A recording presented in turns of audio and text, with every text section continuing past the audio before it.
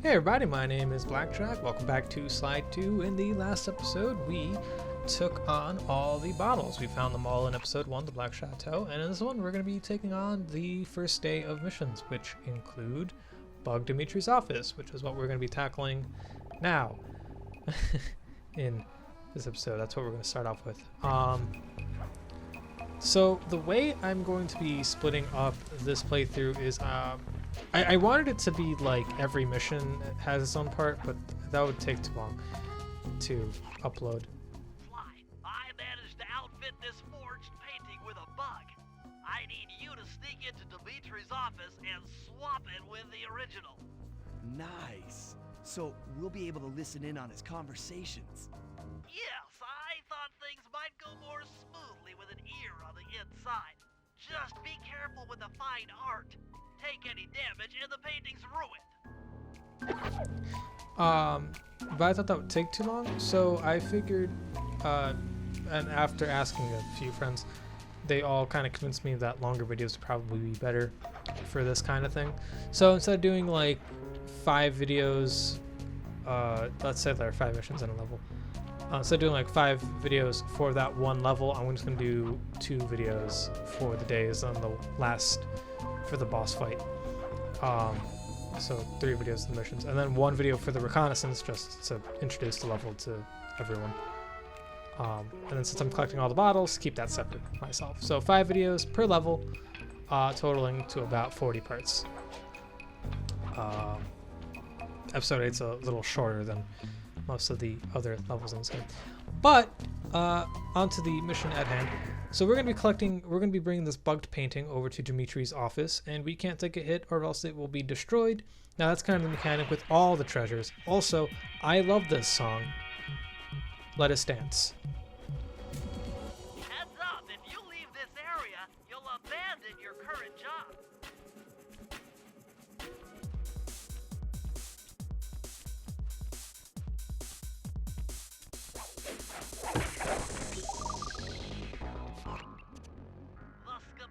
Indicates that door is locked from the inside. That's all right. I never was one for the direct approach. Swell, because the indirect approach is way up there through that air vent. I love this song. Alright, so normally we gotta avoid these janitors. Normally. But since I'm not afraid and I kind of know these guys' attack patterns by heart just by playing this game so many times, I know when to attack and when to dodge them. They're not very difficult enemies to avoid anyway. Honestly, I think I died more from these lasers than I did from the actual rat enemies every time I played through this game. I'm gonna be quiet real quick. Dimitri, coming at you loud and clear. I've got to high five give it up to my main man working the disco. Spice sales are up, up, up. Keep on moving that spice, right? And to every home slice down in the special big money making room. The nicest of jobs there, man, I tell you. Keep full steaming ahead with my new clockwork printing plates. All of us retire early. You picking up on what I'm throwing down? Peace out. Yeah, if I was like a henchman, I'd work for Dimitri. You kidding me? Endless money, and then like I get to work at this sick ass nightclub with all this rockin' fucking disco music. Hell yeah, I'd work for Dimitri. Probably. The safe's over here, guys. It took some higher level math, but I believe the code to Dimitri's vault is 231. So the keypad works with the analog stick.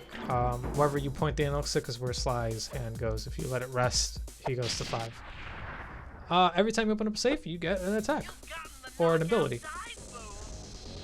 So if you hit select, we get to see the collection of all our moves. The grayed out ones, those are the ones that we have to still purchase, but the ones in color are the ones that we can set with L1, L2, or R2. And L1 allows me to do the knockout dive. It also gives me a little stamina bar at the bottom of my health. That drains, and Nice work, Sly. The bug's in position. If you manage to get the original painting back to me in one piece, I can sell it through my internet connection and make us a ton of of coins. And the stamina bar can be refilled by collecting health points. So if you pick up the little red cross, you can heal not only your health, but your stamina, which allows you to do more moves. So this is the first treasure of the level. We can now take on any and all treasures. This is, I believe, called the Gold Painting, if I'm not mistaken. And it's worth a lump sum of money. I think the 3 treasures in each level are all worth more than the shinies that you can pick up off the enemies. If you get caught, you can run away by holding down. And right, so what Bentley's saying right now is essentially that to choose your battles wisely, it's not always a bad idea to just run from a fight, especially if you're being overloaded from enemies. It doesn't take much in this game, especially in the later levels, to be overwhelmed with a bunch of enemies. Now, if you're Murray, you can probably take them all on and still survive, and you'll probably get health from it. But if you're Sly or Bentley, I would probably advise running more than fighting. If you're Bentley, you can probably just shoot them with their sleep dart. But again, we'll be talking about Bentley a little later. We got to play as him. Like Bentley's really the only character who I'm a little iffy on when it comes to that rule. But even still, I would avoid getting a fight with Bentley. Now the smokescreen attack is actually super useful. What it is if you, let's use this guy as an example. Oh, he has a shiny. So if you take his shiny and then let's say you get caught stealing, right? And you take a fucking gun butt. If you use your smokescreen ability, okay, well that was a bad example because I ran into the light. But they just forget about you and they're like, where did he go? And then they're looking for you for a little bit, and then that's enough for you to get away. If you go into the what's called the safe house, you actually heal everything, health and stamina. So if you ever see me run into the safe house, I should probably just to replenish my health and stamina. Also, sometimes I just sell all my items off camera, and you won't be seeing everything I pick up, but I pick up a lot of items and I will sell them.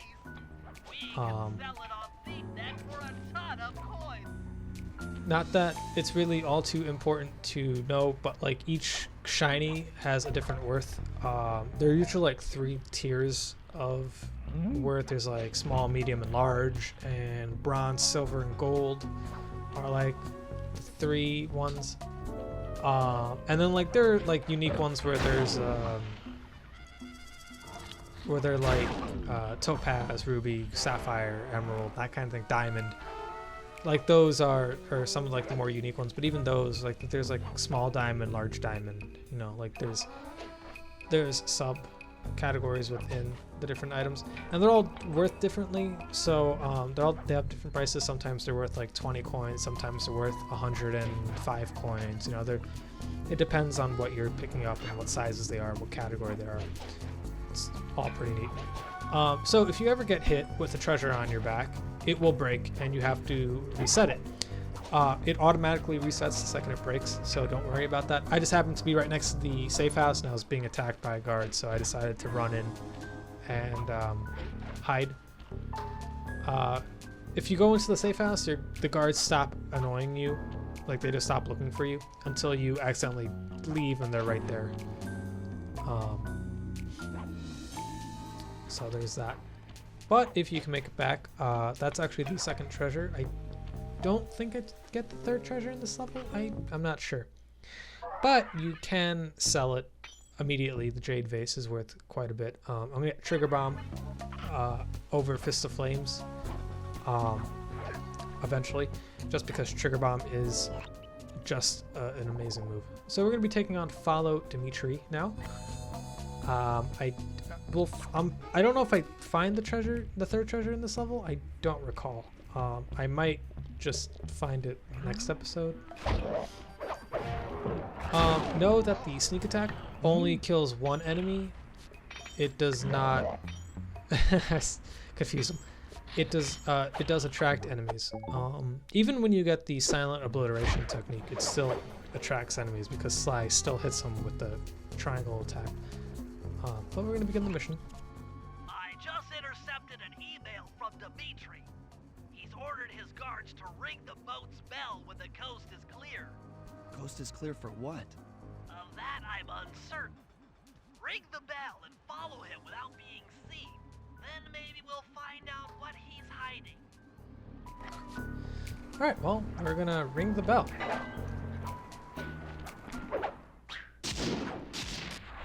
Oh, okay, I see. He just doesn't like the public knowing of his presence. So when I was younger, I didn't know what the term tail him meant. When I was a kid, I thought that meant hit his tail. So like, I had such a hard time with this level as a kid because like, I just kept hitting his tail. Which is not what you're supposed to do. And I was a little shit, so I didn't read the title of the mission. Knowing me, I probably just walked into the mission. But yeah, you're supposed to just follow him. You can actually hear Dimitri speaking to himself. He was just like repeating words that he learned from like hip hop videos or whatever. That's a pretty funny thing. If you watch the commentaries, which I'll be uploading at the end of the playthrough, they mentioned that Dimitri learned all his English from like hip hop videos. Smokey alert! Freak out! Which is why he speaks so weirdly. But yeah. Generally, if I fail a mission, which does happen a little, like a lot for me, because I tend to be a little impatient or I do stupid shit. But if I do fail, I'll just show you my the run where I won. You won't be seeing some of the more funny deaths in this playthrough. Like, I'm sure I'll remember them when I get there, but like, I don't think I'll be showing them off. Maybe I'll have a montage of them, like some of the funnier ones in the review. I don't know. But some of them were just wild, dude. Like, nothing like... I was watching this video on speedrunning, whatever, like most unfortunate or like unlucky events that happen while speedruns or whatever.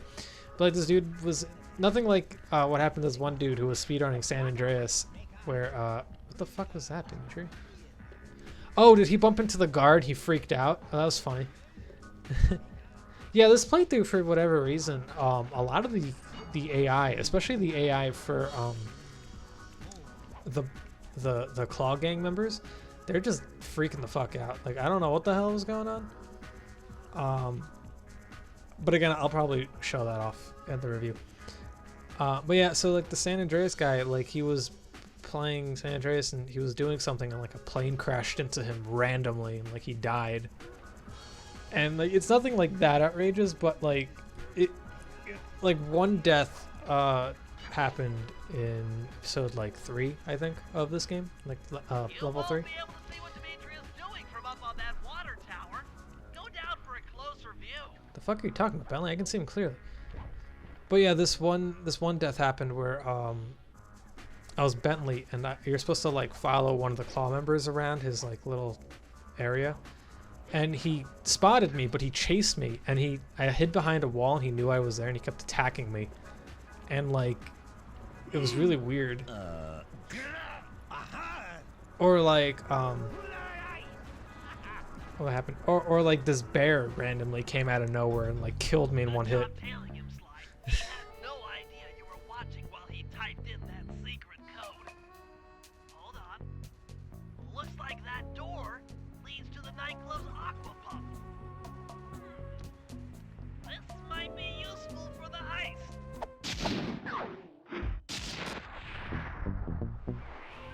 Neat. So, now we're just going to run back to the safe house and pick up Murray so that we can do his mission of Waterpump Destruction. Unfortunately, anyone cannot do that mission other than Murray. Only Murray can do Murray missions, Sly can do Sly missions, Bentley can do Bentley missions. I almost said Bentley can do Sly missions, that would be funny.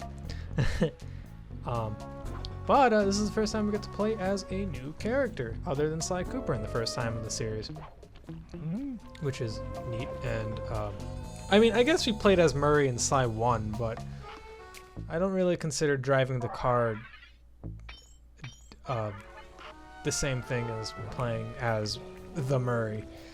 So the Murray's pretty similar to playing as Sly. Actually, all three characters play relatively the same, but they are slightly different. Murray is the strongest of the group, being able to instant kill any enemy with his fists of flame, but that's not just something that Murray can do. Each character has their own way of instant killing. But Murray can kill an opponent in 2 hits. I don't know if it's just the small guys. I forget if he can do that to the big guys. I do know that he can instant knock people down. Yeah, he can instant knock people down with 1 punch.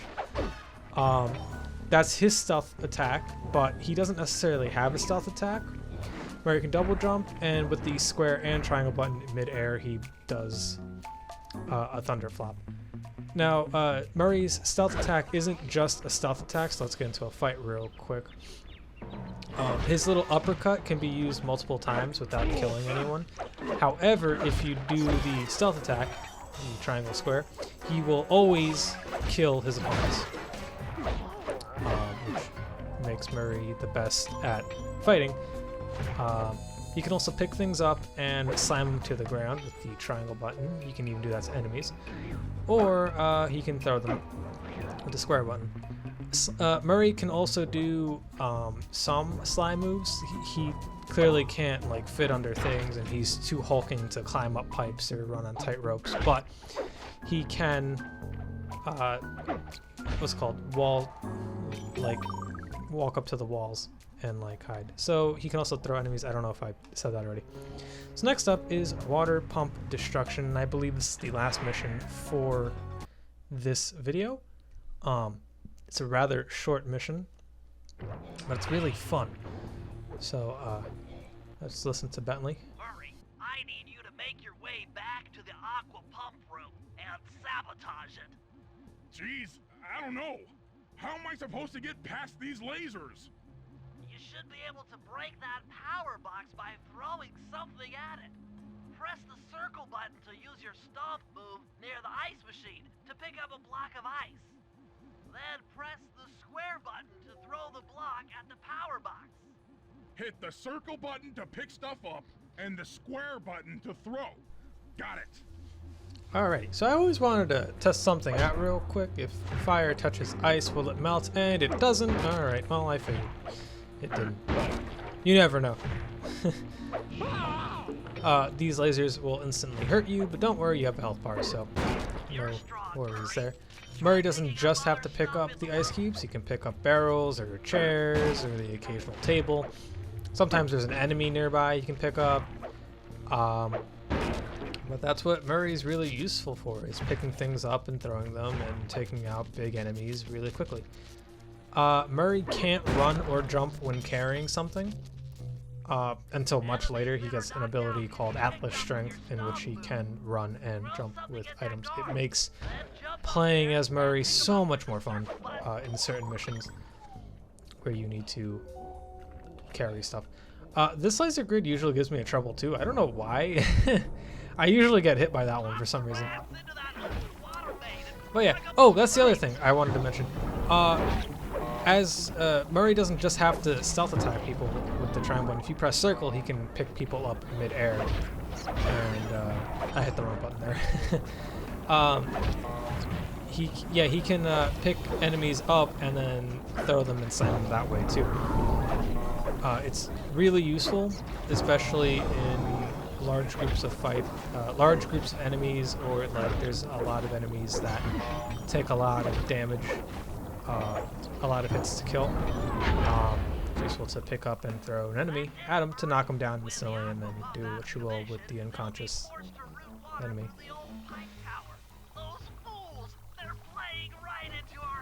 I'll see you guys in the next episode. See you guys then. Peace.